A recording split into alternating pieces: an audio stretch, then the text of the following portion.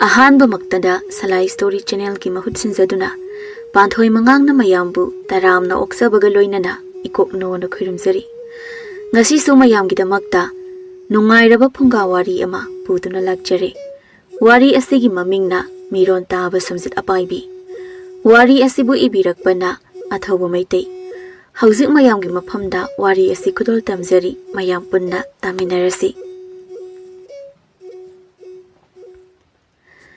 Nipa ama upambi awangba amagi makhada lepaga upambi matonduda yengkhalaga nipadu makokta khudai ama yetna matol sida palli basi oidoi ni pose kaya kanade siliba nungsino phar hekta pai ki haiwani mapu pandaba posingai phana sangna tanabani phangde nipadu u mathaktuda makhutu khallaga mamit oidu seblap mayadu karaga yengkhalingai Umatongi masa mareng marakta uriba namit mapa adudagi khongdrumuk sauba usik marum manba asauba marum ama kielaga tari nipadu mathakta yengna ai usik marum ni sidi okay usik marum okay nipadu usik marum manbadu oklaga mahutti hanjiledana siurade amma sakradi mahut ama hanjin baisi aigi dauni Nipadu usik maruman ba chaubudu makokta yeliba khudaiduna yomlaga pukre. Nipadu hek chatkibaga masa mau phajana phaba wang chauba masam tingna sangba masak phajaba nipa ama amuk upambi makhong aduda laklami aduga nipadu u makhongduda phamlaga ududa nga tharaga ngehak uirami. Nipadu na mamit pangthorakpada namit tarami. Nipadu phamna manakta taraga leiba nungdum kharadu makhutna lamaga khulli aduga nungdum anidu khetat naraga Manakta leiba kangba unasingdu mai haugali aduga neta na amuk phamlaga kodom du pai khrabjana sumjitubo nungsit mai keidi somdoi ayuktagi tanrakpabu mafam khangduna dum mangkhre nipadu upambi makhong adudagi chai ama pairaga mamangda mai khara ngana uba khulladu tamna makhongdu thangki adubu somdadi phajare nipadu na haugatlamba mai masaduna narak mongsong adudi ngorong launa chakpa haukhre aduga awang bu upambi adugi mathak adudagi nipadu tanarakpa sumjit apaibadu amuk maikai amada yangna paithokri nipadu namidang adu khul adugi ahanba yum amada changlaga loliba thongdu thilli mi lebro yum sibu mi lebro mi lerabadi ising kita thakjage imungduda hanubi amaga hanuba amaga tumina phungada phamlaga hanubidu maitalda phumba pan khara khotlambadagi chaplepaga Hengla kan sida kana oirajanu hanuba kana oirijanu ne thong hangba yade khumlunu mapalda nipadu phamtharaga pukri khongwalga mat leitrabjala soisibo aibu ising khawrangbana loire chaksul ambana loire mekup ama anigi matongni nipadu gi nakalndagi pan paiba hanubi amagi muksuk muba khujinga isau zauba akhuiba makhut ani Thong manungdagi thindori budol ama pairaga se nangna chak lame haibado paan se saw se ising khuzai amasu nanakta thamge ado ai khoi bu ki de ki halakanu ko nipadu khangboi kari boi he aphaba midi oi dauri dana akiba phauri base phattaba midi ki dabani Nipadu phungada pan aroba aphumbadu maku khoklaga chari masin bandu hamu itai khe hanubadu nipa aduda yenglaga tuminna phamlambadagi numidang hingsabi ama hek lai khulasida aduna numidang di mai tharga leitaba yade ekhoi madi mai gi maikhu gi manam phauba namba yade adugi thoina kiba yaudana leinari bani ekhoi se Pansi simaga sasilu isu yarani bok ising kitaga thakjage se ising arumba se oina thaklo haujikti ngasai gi do lumbi haudre aina ado isu gi mingdi kari kauba khamba kawi bok chanai minga isuga yamna chanai taibang marakta khamba haiba mingse isu dagi tari basina ahanba mingni Thengle isu se wana sui tumna bata honsi isu se hanubi hoi bok ꯑꯩ ꯉꯁꯤꯗꯤ ꯌꯥꯝꯅ ꯋꯥꯔꯦꯕꯨ ꯅꯁꯨ ꯐꯨꯡꯒꯥ ꯃꯅꯥꯛꯇ ꯊꯥꯔꯤꯕ ꯀꯧꯅꯥ ꯐꯛꯁꯤꯗ ꯈꯤꯇ ꯇꯨꯝꯖꯒꯦ ꯅꯪꯕꯨ ꯐꯛꯁꯤ ꯆꯟꯒꯗ꯭ꯔꯅꯦ ꯁꯥꯡꯂꯤꯕ ꯈꯨꯁꯥꯡꯗꯨꯒ ihe tumbana hankhreni oh hanuba hanubida phungada mai tharaga khambada yenglaga tumina phamlingai hanuba hanubigi yumgi yana khada hingsabi amagi ngara ngangba makhol ama hanuba hanubina taba hore hanuba magi se hantak hathi haiba lai khongsang bidugi matauga tamliba kaidu oirira hingsaba labadugi kai lai khongsang bido thangjauna kaklaga hathi haiba natra thingjilakpa makhongdo aidi masigi mawagi mitau tambi se yongpak na kakke thingjilakpa ama langano hanubi yamna singba hingsabi ni tu ta magi se ising su purakpa mali mai se ising haijinaba kadai asotba udu phungada insilu mai khu ka halu maningdani hingsabi do ising kon ama pairaga mai khu manam namba haurakli na sidi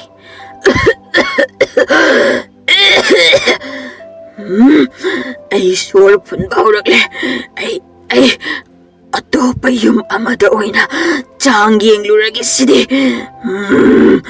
nungai ni hanuba hanubi noi ani mathangdi hingsabi du chatkre ayuk use oya khonglakle yen laba labi su khuthang lamjen khongnarakle namit tholakpaga lambi khunjaw su mi thongnarakle adubu khambadi hojik su tumliba mali hawatri mapanda nupi masa amagi makhol su tari khambagi na kongda mangoi karioi masak matau onthokna manga leibi sawang saban ngaroi saban tabi nupi masa duna mapanda kaino ibok aigi sangom ado ibok akhoi punna leimina sida aino midang yor abadi yamna kiyeba sanbiga leiramdreda ngarang hingsabi duna pukhra male sangom aphamba khuzai masa ama leibani madu pukhroi su tombi napuna ne nang oina sida leiru law hairi sini su tombi noigi yum sidi yam lape khunjin su oi kiye hingsabi changlaklaga su yam laina jaba ngamkhini namaga napaga na kaisu yarak taw nate dei su tombi yum sisu laman lakman khre oiba tariba yumnak singsei khoidaki isu siloibi tai pu simai tawrona napa atombaga nama atombiga do khatnaro aduga sausinarga oina lao sida hoi ipu ai hauji angka ama tawraga moina engonda saholage nungsibai nate moina engonda ipu hoida lege yadrise hingsabi na mi sab lakpado ayu aina pijage khanbaini somda imungda khambado hipna manadu thangatlaga ha mapa so atomba mama so atombi as moigi wari saidi onthona koksing ngawrida siloi bido mayumda sangomdu phasana nang launa lonba loiraga mapa atombaga mama atombiga gi manakta puthori sumangda mama atombina siloi bida kai sangomdo sangom mapramdo aigi konda hapakpa natra haibema siloi bido mapa atombada kina yengsinaraga imatona sum charaga leibaduda baji tonda kitang su pijaningi aidi imaton mapa tondo magi nupida adhamora surapna yenglaga sangom kol aduda mangaktu thangalaga ibema nama tongi aremba doi charake mama ton sangom mapram do yam hawani nang kita lemam ai nangi aremba do oiro lukhak po oiro ai mahaw kita tangjawge ibema aina hairisi karisu kaidida ha natra mama ton adhamora oirasu lukhak phawa pizaroi aina imaton ga ipaton ga adumaina sum khatna doi oiradi noi ani ngamthoknaroi ipaton ando phu badi imaton phukidaw mali ipaton hoima sangom haidoi ipaton sangom do siloibina thawaina haidoklibani sidi kedoroba haibema sidi loina mangina haibema sidi kedoroba noba imaton sangom se pamuye ipaton da lekthok halo imaton gi tu hau zom hauba makhong da su sangom loina haijale ibema Leibak ta hidok pasidi pamui. Lek pangamni haibu. Nama tongi lairen makhong man basidi ay lek pangam loy. Tu yeng makhong se sangom na kitang chor bada nura ko thora isi. Magi kuning ga ziyong ising phangdaba lobuk maladra. Laikar ka chaladana. Kuning sida hek lek lubada laikase. Macet sigai doini mi. Nupi atombidu wangangde. Makhala tariba sangom hapu khuzaidu tap launa pairaga mawa atombadugi makokta khuzaidu na sukhi. Aduga namsillaga kinna amung masing khangdana thinba loibaga lepaga khongpak na mung netki. Nupi atombiduna siloibigi mapa atombada. Madugi khudong saba lauraga siloibidu mayumdagi lauraga thongalomda senthoki. Nupi atombi adusu magi mawa atombada kaungnet net hauri adum makokadu leibakta yeksin Siloibidu hanuba hanubigi yumda harauna lambida chongdana sanglakbaga sumangda khambadu singkhairaga leirami. Siloibidu khambadu ubada yam sauna amuk sanglei aduga khambagi manakta lepaga. He awangba nang kanano? Khambadu singkhaiba lepaga siloibida yenglui. Khambadu siloibi ubada mamit haiphet ngawi. Maramdi siloibidu masak matau saban kusu onthokna phajabi nabi haibadu oibanina. Ai iboka ipuga gisida ngarang yarik jabane. Oh, adudi lamlamba kaina hainabaduni ni ko. Ahoy, ado ai singse khaidok piramlaga chachakhrage. Siloibidu khambagi pakhumdu khara nungaiba watlami maramdi khullasi yumlalli aduga khambadu yengbada matik mayai chena ui siloibina. Oh, hoi, pare adudi. Ibok, ipu, ai lae. Aina ne, ima tonga ipa tonga do, pudan na halamaga ai lae. Siloibidu nokna khambadu yenglaga imungda sangkhri. Numit khara leitharakpa matamni khambadu lambida matomta chatlingei siloibidu khambagi tungda sor thabet holaga tanari. He, ngawbar nangbo. Why is it dear? Canada Hiram Ganang Salido. Ha! Asom the Nang do Aina, Tan Bamalhorine, Coxac Panangbo. Kambado Adam Jelly. Siloibidu nung amakulaga kambada tonki. Nung do kambagi manada pali. Siloibidu amuk sugali. Is manada pancre.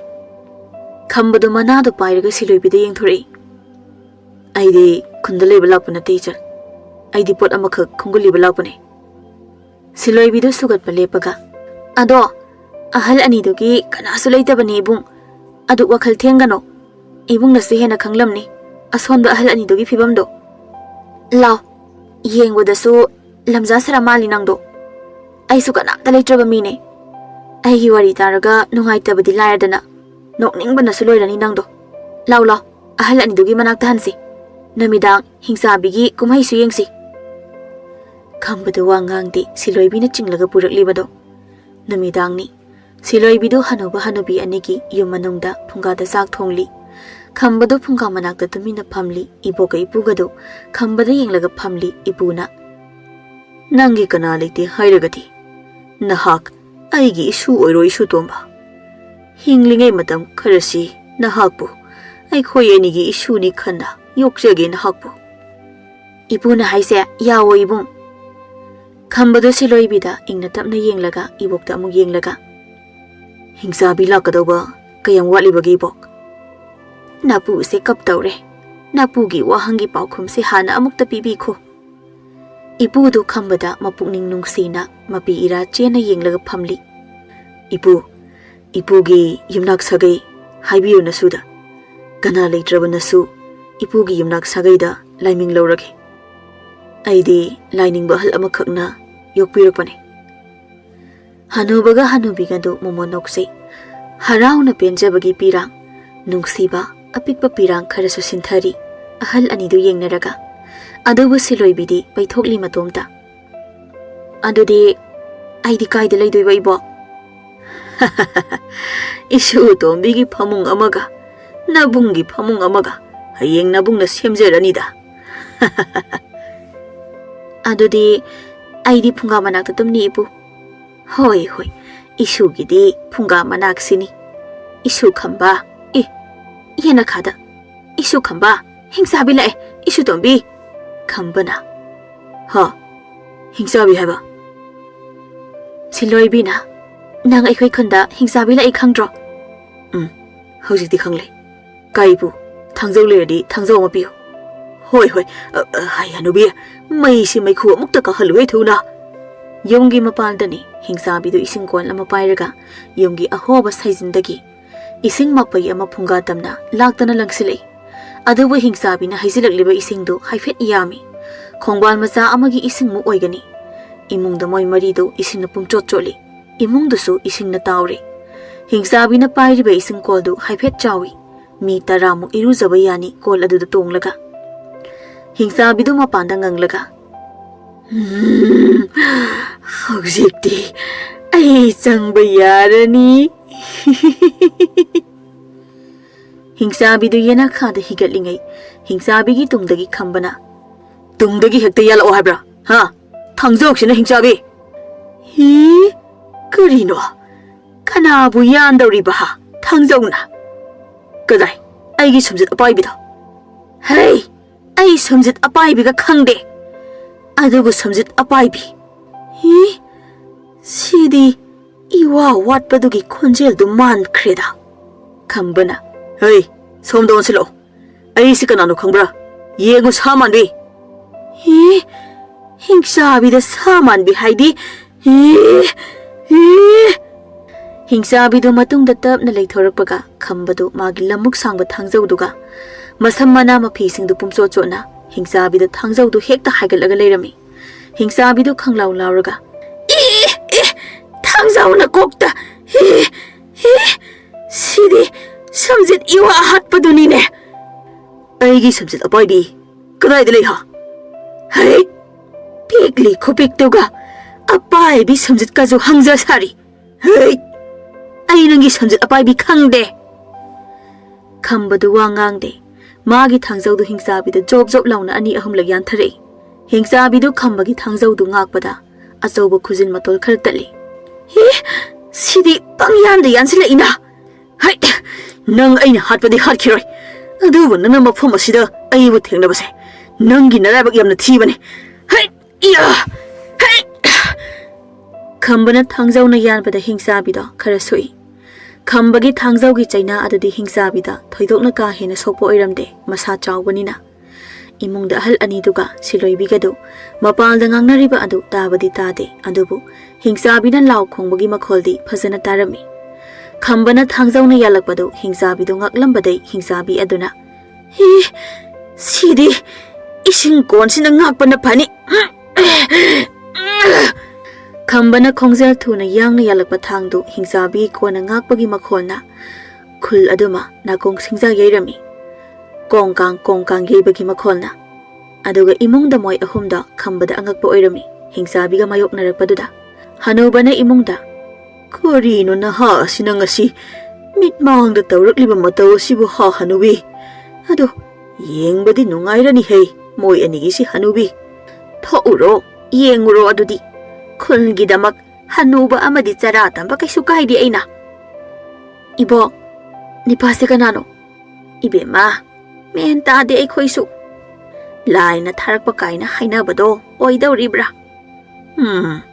angakpani naha se thaoina hingsabi asigi khongul liraklibra haidi hingsabi asiga tamna na mayoknaba ngamba ama yawribase thaoina ai khoibu ngak senaba laklibra moi ahumdo khambana tawrakliba maong adada angakpa amadi thajadabana pik thanbada natana mangumna khanarami hingsabi du khambaga mayoknaba ngamdre narak mongsonglomda chenkhre aduga khambasu hingsabi du tanakre thangna yan duna numit nini humni changna khambana hingsabi adu tanarami nongalamdai amani asauba umang amadani numit thoktrabasu sakmaidi loina unare umang manong aduda makhong ani yungba yum achauba mayam amasu lana leiri umarak aduga hingsabi su mafam aduda mangkhre khambadu koina yenglaga mafamse magi mafam soidana oirane umangsidda leramba misingsu mana soidana chalamlane khambadu siloi bidu khangning amuning singlei karino aigi wakhalsina ahal anido ningsingdraduna amadu oina ningsingaibasina khambadu wa makha taadi hanuba hanubidugi yumda amu halaklami khundani siloibigi mama atombiga mapa atombagadu kanna khanari mapa atombana aidi kari ko bachadoriba nangna aibu angang adugi mamangda aibu phuba yaba phuraga angang du nangna ki hanke ki halaga aidi kari ko bachadoriba hai nangna thamlambana sani nangna yoglambani nangna senagadabani chalo thuna kauruso kariba siloibidi magi mamaga magi mapaga na hana poklaga leiramlabase aina magi mamagi matungda ningon mawa ilakpada silhaibigi mapa ama leijarambase nupi atombidu khubaga phak phak tharaga ho aisu ibe magi mapa na aise sida pusilakpada nang su leiramle ibe magi mapa su leiramle ibe ma su leiramle aduga ingoda ibe mase aigi isa nupi ni hariba ibe magi mapa asengbasu nupi ama thiraga amuk lokre mama asengbasu nupa amada mayum amuk pankre haujingna ibani amu iteina oiraga lehore phamba chandaba turen leiraida saba ising chawbada chenthakhigadauba yum teksida ho aisu yum pankhrani pankthro aisu nupi ama thiyorage nasakto leiminabaki kari ba hajike da nasakto keyo hena phajani haiba nongma u mathakta usek marum phangkhibani pado ngasidi awangba u asaubaduda nap naptana kari mana kari badu phana wangle tangkhai jalle masu u du adudak amka masu u adudagi tanakladi anirak sibagi saina phanglaga sigedoribani nipado u aduda napaga numit humni chane usek marumdu phutlaga thangna khaidana lona chabadu kayadi hawre nipado khadangdu nomna udu karingai u matonda mini yamna hangoi tukut chanaba yamna motpa namthiba apum asa amangba ngakta chaba matuga amata haudaba mamai sangna panba tinkha kauba chum haiphet manba mi mukchau sangba matilga oro taba sadugi matildu nipadugi makokta tap tare nipadu magi lawai lemphuda nap lawba kongkol kaba sadugi matindu tap pairaga usik murum kai biyaure sidi yam thina pamu yidi thukna ka hawrage nipadu udu tap napaga u matondu yawnaba tinkha hariba chumman ba sadu mana kakhi ngai haki matungni u matondani nipadu tinkha hariba saduna maraina kanna lekli nipaduda matildu kongol ikakana adugo nipadu sumjit ama kanna netlaga sugatlaga kappaga khangli masidi sumjit thomaga chongthakhrageda nipadu sumjit thangake tawbaga sumjit sumagi matondu satlauna phandoklaga laktana paithokhi saduga nipadu du sumjit da mamitu saphu mu laukthokna yenglaga lehawi nipadu u makhada mapi oro tana siware aina huralona da charuribado hawe na magi marum moy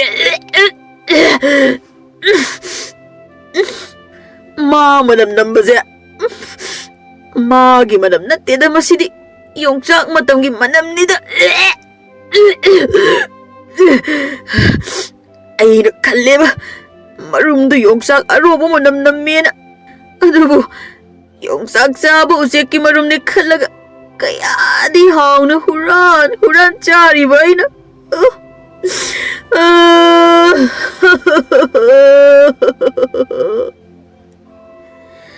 nipaduna u mathakta sumjit apaiba thengnabagi wari thengnaba mi khudingi liri adubu nipadu de khunduda machil okhak thiba pakhang ariba oirambana magi wa ado kanamtana thajaramde adubu nipaduna thengnaba mi khudingi wari saribasi namit phane yame ngasi su nipadu moi ani ahumda wari tamli samuna onthok yangna bai khrazani sumjit toi dawsing sat launa phallaga tu sumaina samudu makhutka phallaga koi chenga chelaga pau tamli adai sing aduna nokli samuna simai tawdana inak sida koili leiduna pai lebe wane ada ina kaushile sumjito ada madi ai sikira bazani dana koi pai raga lebe wane nipa amana warida onthok na waraba nakong haibadu oireda nipa amana aidi wade matam lenpham leitra kansida aidi am nungai ba magi wari se ꯑꯗꯩꯗꯤ ꯃꯈꯥ ꯀꯩꯗꯧꯔꯕ ꯍꯥꯇꯥ ꯁꯃꯣ ꯍꯣꯏꯅꯦ ꯇꯣꯝꯕ ꯅꯪꯗꯤ ꯑꯩꯒꯤ ꯋꯥꯔꯤꯁꯤ ꯊꯥꯖꯔꯤꯀꯣ ꯑꯩꯗꯤ ꯐꯖꯅ ꯊꯥꯖꯔꯤ ꯇꯥꯗꯒꯤ ꯋꯥꯔꯤꯗꯣ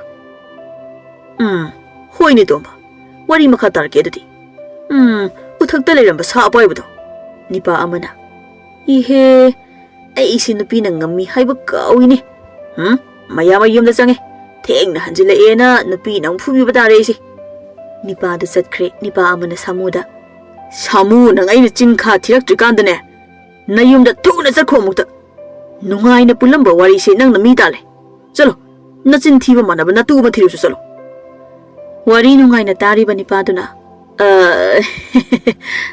ꯇꯥ ꯁꯥꯃꯨꯒꯤꯗꯤ ꯃꯌꯥꯏ ꯂꯩꯀꯥꯏꯒꯤ ꯀꯤꯗꯨꯀꯤꯗꯣ ꯁꯦꯝꯕꯤꯔꯗꯤ ꯐꯖꯅꯗꯤ ꯆꯥꯅꯔꯅꯤꯍꯦ ꯁꯥꯃꯨꯅ ꯀꯤꯗꯨꯀꯤꯗꯨꯗꯤ ꯅꯣꯏ ꯅꯄꯥꯗ ꯄꯤꯌꯨꯔꯣ ꯁꯥꯃꯨꯒꯤ ꯃꯅꯥꯇꯣꯟꯗꯨ ꯅꯤꯄꯥꯗꯨꯗ ꯌꯨꯡꯁꯤꯜꯂꯝꯃꯒ ꯆꯠꯈ꯭ꯔꯦ ꯅꯤꯅꯤ ꯍꯨꯝꯅꯤ ꯍꯧꯈ꯭ꯔꯦ ꯍꯅꯨꯕ ꯍꯅꯨꯕꯤꯒꯤ ꯌꯨꯝꯗꯅꯤ ꯁꯤꯂꯣꯏꯕꯤꯗꯨ ꯂꯝꯍꯥꯡ ꯑꯃꯗ ꯃꯈꯨꯠꯇꯨ ꯈꯜꯂꯒ ꯈꯝꯕ ꯍꯜꯂꯛꯄ꯭ꯔꯥ ꯌꯦꯡꯂꯤ ꯃꯥꯕꯨ ꯈꯨꯗꯣꯡꯊꯤꯕ ꯅꯪꯈ꯭ꯔꯕꯖꯥꯠꯂꯣ ꯃꯍꯥꯛ ꯊꯧꯅꯥ ꯐꯕ ꯅꯤꯄꯥꯅꯤ ꯃꯥ ꯀꯩꯁꯨ ꯇꯧꯔꯝꯃꯣꯏ ꯈꯪꯉꯦ ꯑꯩꯅ ꯑꯗꯨꯒ ꯀꯔꯤꯒꯤ ꯍꯧꯖꯤꯛ ꯐꯥꯎꯕ ꯍꯜꯂꯛꯇ꯭ꯔꯤꯕꯅꯣ ꯍꯅꯨꯕꯒ ꯍꯅꯨꯕꯤꯒꯗꯨꯁꯨ ꯊꯣꯡꯒꯥꯜꯗ ꯆꯩꯁꯨ ꯑꯃꯃꯝ ꯄꯥꯏꯔꯒ ꯐꯝꯂꯒ ꯍꯅꯨꯕꯤ ꯑꯗꯨꯅ ꯃꯝꯁꯤꯜꯂꯛꯄꯅ ꯍꯥꯟꯕ ꯇꯥꯔꯦꯗꯣ ꯍꯅꯨꯕ ꯏꯁꯨ ꯇꯣꯝꯕꯤꯗꯣ ꯑꯃꯨꯛꯇ ꯀꯧꯔꯨꯕꯅ ꯐꯔꯣꯏꯗ꯭ꯔꯣ ꯑꯩꯅ ꯆꯠꯇꯅ ꯀꯌꯥꯝ ꯁꯥꯡꯅꯕꯨ ꯆꯠꯄ ꯉꯝꯒꯅꯤ ꯍꯅꯨꯕꯤ ꯆꯠꯄ ꯉꯝꯕ ꯉꯝꯗꯕ ꯑꯩꯗꯤ ꯏꯁꯨꯗꯣ ꯀꯧꯔꯨꯗꯕ ꯌꯥꯗꯦ ꯂꯥꯎ ꯈꯨꯠ ꯁꯝꯂꯛꯎ ꯏꯁꯨ ꯀꯧꯔꯨꯁꯤ ꯂꯥꯎ ꯍꯅꯨꯕꯒ ꯍꯅꯨꯕꯤꯒꯗꯨ ꯅꯣꯡꯂꯛ ꯑꯗꯨꯗ ꯆꯩꯁꯨꯗꯨ ꯁꯦꯝꯕ꯭ꯔꯩ ꯅꯥꯄ꯭ꯔꯩ ꯁꯨꯗꯨꯅ ꯂꯝꯕꯤꯗ ꯂꯥꯛꯏ ꯑꯉꯥꯎꯕꯤꯗꯣ ꯏꯁꯨ ꯈꯝꯕꯗ ꯑꯣꯟꯊꯣꯛ ꯊꯨꯅꯕꯨ ꯉꯥꯎꯈ꯭ꯔꯦꯗ ꯇꯧꯕꯨꯗꯤ ꯏꯁꯨ ꯈꯝꯕꯒꯤ ꯊꯃꯣꯏ ꯁꯦꯡꯕ ꯊꯃꯣꯏ ꯆꯥꯎꯕ ꯑꯗꯨꯒ ꯃꯊꯧꯅꯥ ꯂꯩꯕꯗꯨꯅꯁꯨ ꯏꯁꯨ ꯇꯣꯝꯕꯤꯒꯤ ꯊꯃꯣꯏ ꯁꯦꯕꯣꯠ ꯃꯁꯤꯡ ꯁꯨꯝꯕꯗꯧꯅ ꯁꯨꯝꯗꯠꯈꯤꯕꯅꯤ ꯁꯨꯝꯕꯗꯤ ꯁꯨꯝꯃꯦ ꯍꯥꯏꯕꯣ ꯀꯔꯤꯅꯣ ꯍꯧꯖꯤꯛ ꯀꯣꯛꯊꯛꯇ ꯄꯥꯏꯈꯤꯕꯗꯣ ꯍꯅꯨꯕꯤ ꯍꯅꯨꯕꯤ ꯀꯔꯤꯗꯅꯣ ꯅꯪꯅ ꯌꯦꯡꯂꯤꯕꯗꯣ ꯍꯅꯨꯕꯤꯗꯨꯅ ꯇꯞꯅ ꯑꯇꯤꯌꯥ ꯃꯊꯛꯇ ꯌꯦꯡꯂꯒ ꯍꯅꯨꯕ ꯑꯥꯗ ꯄꯥꯏꯔꯤꯁꯤ ꯀꯔꯤꯅꯣ ꯍꯅꯨꯕꯒ ꯍꯅꯨꯕꯤꯒꯗꯨ ꯑꯇꯤꯌꯥ ꯃꯊꯛꯇ ꯌꯦꯡꯂꯤ ꯑꯗꯨꯕꯨ ꯑꯇꯤꯌꯥ ꯃꯊꯛꯇ ꯄꯥꯏꯔꯤꯕ ꯑꯗꯨꯗꯤ ꯈꯝꯕꯅ ꯈꯣꯡꯒꯨꯜ ꯂꯤꯔꯛꯂꯤꯕ ꯁꯨꯝꯖꯤꯠ ꯑꯄꯥꯏꯕꯤ ꯑꯗꯨꯅꯤ ꯑꯗꯨꯒ ꯁꯣꯝꯗꯅ ꯑꯃꯨꯛ ꯁꯤꯂꯣꯏꯕꯤꯗꯨ ꯆꯤꯡꯗꯒꯤ ꯀꯨꯝꯊꯔꯛꯄ ꯂꯝꯍꯨꯏ 10ꯃꯨꯛꯅ ꯌꯣꯝꯁꯤꯜꯂꯒ ꯆꯥꯒꯗꯕꯒꯤ ꯆꯣꯡꯁꯤꯟ ꯈꯣꯡꯂꯤ ꯁꯤꯂꯣꯏꯕꯤꯁꯨ ꯉꯁꯥꯏ ꯃꯈꯩ ꯎꯔꯨꯗꯕ ꯊꯥꯡꯁꯥꯡ ꯑꯃꯁꯨ ꯄꯥꯏꯔꯝꯂꯤ ꯂꯥꯎ ꯑꯩꯅ ꯁꯤ ꯇꯥꯅ ꯂꯥꯛꯑꯒ ꯆꯩꯇꯦꯛ ꯑꯃꯗꯤ ꯄꯥꯏꯔꯒ ꯂꯥꯛꯑꯣꯏꯗꯅ ꯂꯥꯎ ꯆꯪꯂꯛꯑꯣ ꯂꯥꯎꯅꯦ ꯐꯗ꯭ꯔꯠ ꯍꯥꯏꯗꯠꯂꯒ ꯌꯥꯏꯔꯒ ꯍꯅꯨꯕ ꯍꯅꯨꯕꯤꯒꯗꯅꯦ ꯄꯤꯖꯒꯦ ꯂꯥꯎꯅꯦ ꯂꯥꯛꯑꯣ ꯁꯣꯝꯗꯅ ꯑꯃꯨꯛ ꯂꯧꯕꯨꯛ ꯂꯝꯌꯥꯏ ꯑꯃꯗꯅ ꯑꯃꯨꯛ ꯈꯝꯕꯗꯨ ꯑꯇꯤꯌꯥ ꯃꯊꯛꯇ ꯌꯦꯡꯂꯒ ꯀꯗꯣꯝꯗ ꯄꯥꯏꯈ꯭ꯔꯦ ꯁꯨꯝꯖꯤꯠ ꯑꯄꯥꯏꯕꯗꯣ ꯅꯪ ꯐꯪꯂꯗꯤ ꯍꯤꯡꯆꯥꯕꯤꯁꯤ ꯂꯥꯏꯅ ꯍꯥꯠꯄ ꯉꯝꯂꯒꯗꯕꯅꯤ ꯑꯗꯨꯕꯨ ꯑꯩꯅ ꯑꯃꯨꯛꯇꯤ ꯊꯦꯡꯈ꯭ꯔꯕꯅꯤꯅ ꯁꯣꯏꯗꯅ ꯑꯩꯒꯤ ꯈꯨꯠꯇ ꯆꯠꯂꯅꯤ ꯅꯪ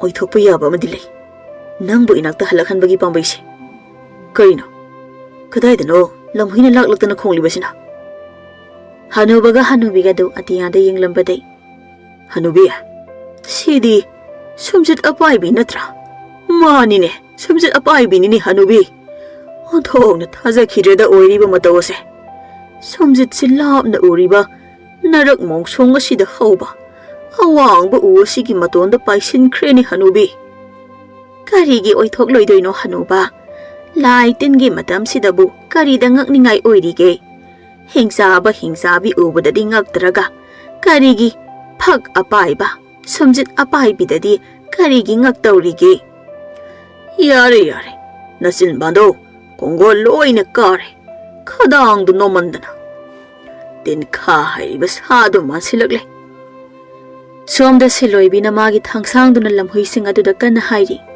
ꯂꯝꯍꯨꯏꯁꯤꯡꯗꯨ ꯈꯥꯋꯥꯡ ꯐꯟꯐꯥ ꯂꯩꯗꯅ ꯆꯣꯡꯂꯤ ꯂꯝꯍꯨꯏ ꯑꯃꯅ ꯂꯝꯍꯨꯏ ꯑꯃꯗ ꯁꯤꯗꯤ ꯃꯑꯣꯡ ꯑꯃ ꯇꯧꯏꯅꯤ ꯏꯇꯥꯎ ꯂꯝꯍꯨꯏꯁꯤꯡ ꯁꯤꯕꯨ ꯍꯤꯡꯆꯥꯕꯤꯒ ꯂꯝꯕꯥꯒ ꯇꯧꯅꯔꯣꯕ ꯖꯥꯠꯂꯥ ꯃꯥꯒꯤ ꯊꯥꯡꯁꯤ ꯃꯦꯟ ꯑꯃ ꯏꯇꯥ ꯇꯥꯗꯅ ꯄꯪꯍꯥꯏꯗ ꯍꯥꯏꯔꯤꯕꯁꯤꯕꯣ ꯑꯩꯈꯣꯏꯅ ꯃꯉꯣꯟꯗ ꯇꯧꯔꯤꯕꯁꯤꯗꯤ ꯀꯤꯍꯟꯕꯅꯤ ꯍꯥꯏꯗꯤ ꯃꯌꯨꯝꯗ ꯍꯟꯈꯤꯅꯕ ꯇꯥꯟꯕꯅꯤ ꯃꯝꯁꯤꯜꯂꯛꯂꯕꯗꯤ ꯍꯤꯡꯆꯥꯕꯤꯅ ꯆꯥꯕꯤꯈꯤꯕ ꯇꯥꯔꯦꯅ ꯂꯝꯍꯨꯏ ꯑꯃꯅ ꯃꯥꯒꯤ ꯃꯇꯦꯡ ꯄꯥꯡꯕ꯭ꯔꯥ ꯍꯥꯏꯕꯨ ꯑꯩꯈꯣꯏ ꯑꯣꯏꯅ ꯊꯥꯡ ꯆꯥꯔꯒ ꯇꯣꯛꯄ ꯇꯥꯔꯦ ꯏꯇꯥꯎ ꯂꯝꯍꯨꯏꯁꯥ ꯑꯗꯨꯕꯨ ꯅꯨꯄꯤ ꯃꯆꯥꯁꯤꯃꯗꯤ ꯑꯃꯨꯛꯇ ꯀꯟꯕꯤꯁꯤ ꯏꯇꯥꯎ ꯂꯝꯍꯨꯏꯁꯥ lamhoi mayamdo amaga wari sana siloibida kihalingayda khambadu sensilei. Khambadi lamhoi singadu ubada masak khanglamale khambana lapna lauri. Hai isal soi thang dong da thang khoi isal. Siloibidu khambagi makholu tabada thang haibadu lepaga khambagi khonjal tabaromda satlauna leithuri. Ibung lamhoi mayamdo khamba ubada mamai singdu phara hairaga harauna khambada yengnari. Mangak singdu thangat naraga khambadu sensilei. Isal lamhoi singse ai maruk ngakdane. Aduga makhoina nangbu yumda hankinaba talibane. Maramdi nahakbu hingsabigi khayata tadanaba. Oh, itaw lamhoi amagi manase thang matona pala malido. Oh, itaw lamhoi sa nakhoibu matam pumnamakta thagachari ko. Nakhoi nei chalbu ngakpi senbirambagidamukta. Lamhoi singdu khambada kezana wow haina khongjari. Mangak singdu khambada nongkhatlaga khambana hoi sumjit apaibado ngarang thengnare adugi mabu tanarakpada mafam se yobado wana thoklibane. Lamhoi amana itaugi sumjit apaibido yam thuna phangba oiro aikhoi su hankinaba tawragi ado nupi macha se masak phajai ko itaw. Siloibina ibung nahak kanano ibung nangna makhoiga wari sanaba ngamlibado karamnano. Khambado phamtharaga lamhoi sing aduda nungsina kolaga isal aigi wari silibada namidang taragani hannaba tawrasi. Itaw lamhoi sing nataw khulda amuk sanglukhige itaw singsu hankinaba tawbiro. Hoi noi su khulda jangkro aikhoi lapna noibu yengna hankinaba. Siloibidu lamhoi sing aduda yenglamlaga khambada nungsi momon minok amaga loinana amuk yenglaga. Ibung ipuga ipoka male lapna laklibase. Ipoka ipuga na ibungbu thirunaba haibagi ai thang se pairaga laklibane. Khambadu thangduda yenglaga nangna siba kijibadubo aigidamaklo natraga ipuga ipokana haibagidamaktaro. Nangdi loina khangniye. Saga phau wari saba ngambanina loina khangtaba. Tu iboka ipuga sulai soli. Ai sure ngasidi iboka ipuga se aigi lengsumda hapaga yumda hankrasi ko siloi. Aina karam haina pudoiba. Nangdi hanubi sunatana. Ado oirasu pudobani. Hauzik hanubiga hanubaga na tonglibado khambagi yet oigi marengjumdani aduga khambado siloibida toina su yengjari noklaga. Hanuba oidaba ngangbada maming zatpa pakhang ariba samuna narak mongsongi u pambi aduda sumjit apaibi thengnei hairibado ai thajaba haurakle ngasigi maong sinadi. Khambadu zatpa khanglep lepaga siloibida yenglaga kari haiba sumjit apaibi haiba. Siloibina mana sumjit apaibi thengneiena mayamda wari kanna liribane. Ado madi oidaba ngakta ngangbanina kanamtana thajabidabani ibung. Oh, narak mongsongi upambida haiba. Mana tin kha hairiba sadugi marum lokpa kakhatpada sumjitu paikhi hai uthaktagi. Ado haujikti aikhoisu imit sina uredana ha hanubi. Khambadu siloibida yenglaga chatpa amu hawi. Hingsabina mangkhiba umang adugi manungdani. Hingsabi adu saru sayang ngakta ngairaba onthokna chauraba hingsaba amagi manakta. Hingsaba ningthaugi khubamda phamlaga leiriba adugi makhongda phamlaga hingsabi aduna taibang mi chama sugadaba mioi tara khaktamak ngairaba kansida mapham marang khangdaba nipa asina ayetpa amuk piraklaba. Taibang chamagi makok nangi namangda katpada hingsaba nang thawai amuk palakkadoribani. Hingsabido hingsabagi makokta yengkhalaga namidangdi mi thokte aduna nungthil chak tap taba makhai chasillaga uinaba matamduda oina amuk taibang mi phaba haurage. Nipado amuk leiramlabadi kamdauba. Aisu handakti thangpak ama pairaga chatpa tare.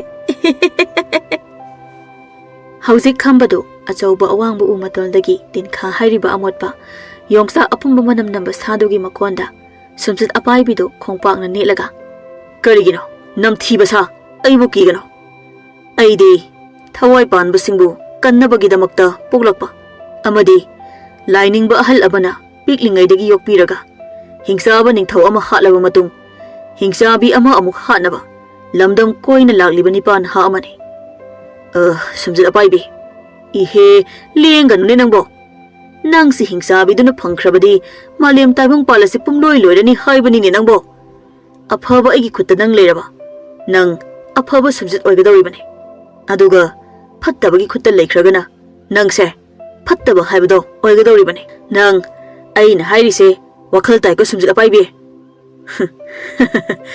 farang songlaga maronga su lolini se sumjit apaibi da khambana netna farang songlaga makoktu nomli khambana tinka saduda matau oinaba khutsa tawduna wari tawringai somda khunda khunjaroising kapna launabagi khonjel khambagi manakongda sahum phangi somda khunja singdu khalai khangdana kapna launaduna chenari somda khunda hingsabi aduna mi hatba haurakle masak onthongna thikhraba hingsabi du nokna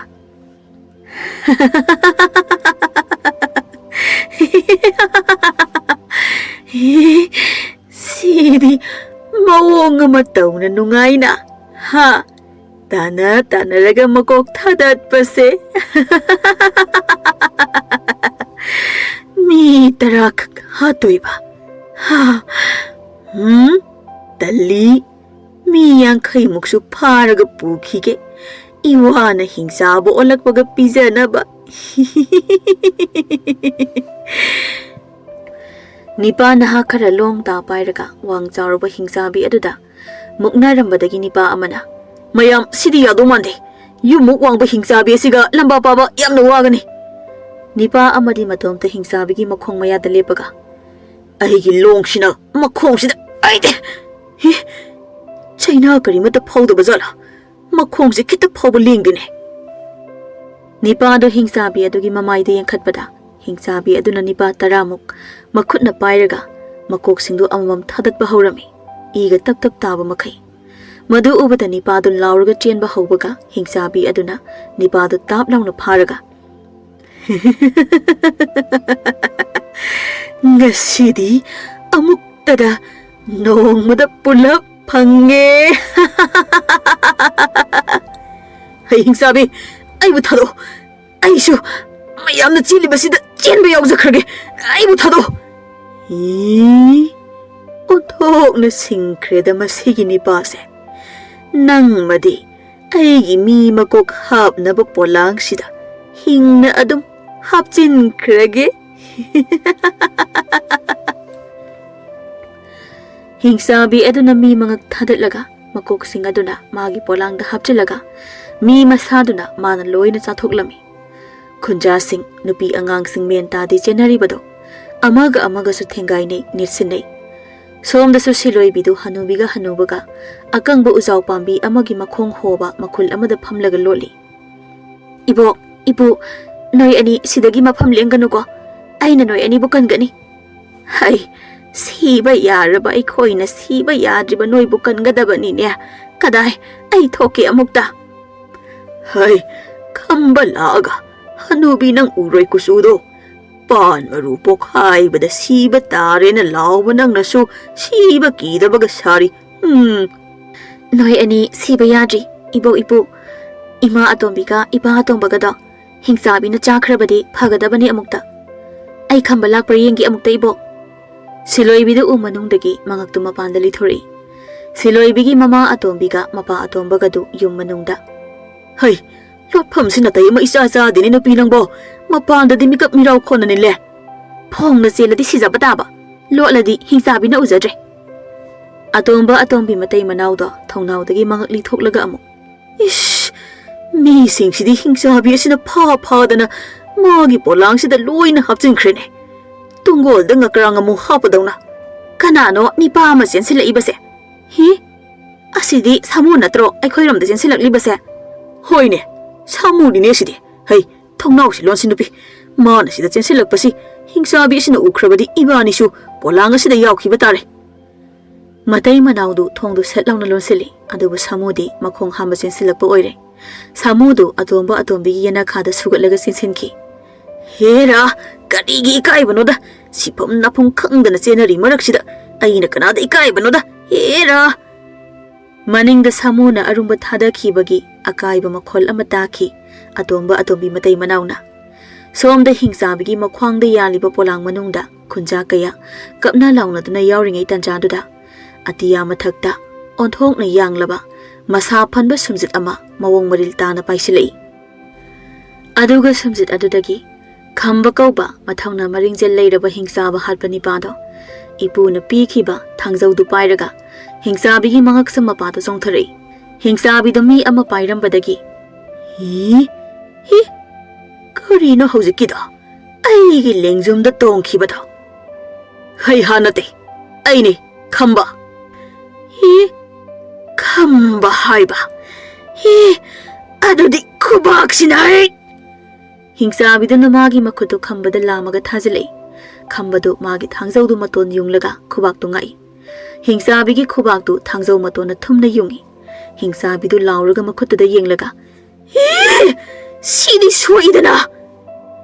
Khambadu hingsabi gi makhutu tamna chonglaga magi lamuk sangbu thangjaudu phatlauna amu hingsabi gi makhutta gi satlaga mi ngakta yawbo polangdu hingsabi gi makhwangda gi tubat launa kaklaga mi mayam aduma kalhaure.